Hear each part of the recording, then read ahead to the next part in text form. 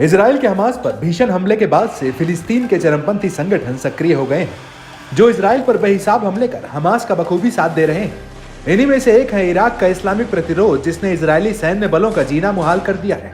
Israel का आरोप है कि इराक के इस आतंकी संगठन को ईरान का समर्थन हासिल है, जो हथियारों के दम पर इजराइल पर हमलावर है। इराक में इस्लामिक प्रतिरोध ने दावा किया है कि कब्जे पर फिलिस्तीन के अंदर हाइफा में एक महत्वपूर्ण लक्ष्य को निशाना बनाया।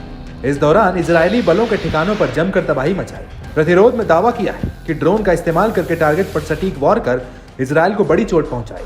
वहीं इजरायली कब्जे का विरोध करने के लिए ऑपरेशन के दूसरे फेज में हमलों की नई सीरीज शुरू की गई, जहां एक एक कर बमों की बौछार कर इलाके में तनाव बढ़ा दिया गया। इसके अलावा इराक के इस्लामिक प्रतिरोध ने दुश्मनों के गढ़ों के विनाश को जारी रखने की अपनी प्रतिबद्धता पर जोर दिया है। साथ ही गाजा में लोगों के साथ उनकी एकजुटता और उनके दृढ़ संकल्प की बात दोहराई है।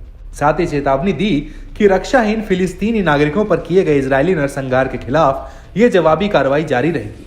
प्रतिरोध ने एक वीडियो रिलीज कर दावा किया है कि कई ड्रोन दक्षिणी कब्जे वाले फिलिस्तीन में इलाट बस्ती की ओर बरसाए गए, जहां पर जमकर विनाश देखा गया। इस्लामिक प्रतिरोध के सैन्य मीडिया ने इजराइल को धमकाते हुए चेतावनी दी कि दहशत अभी खत्म नहीं हुई है और अभी बहुत कुछ है।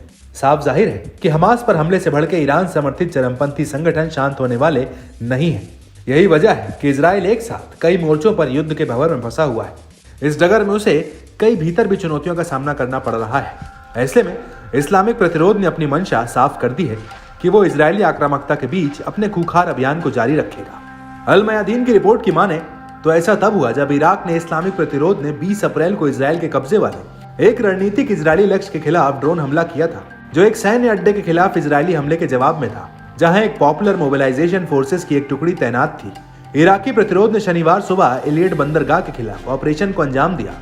इसमें कहा गया कि इराकी संप्रभुता के उल्लंघन, पीएमएफ के खिलाफ आक्रामकता और इजरायली नरसंहार के खिलाफ गाजा के समर्थन में था।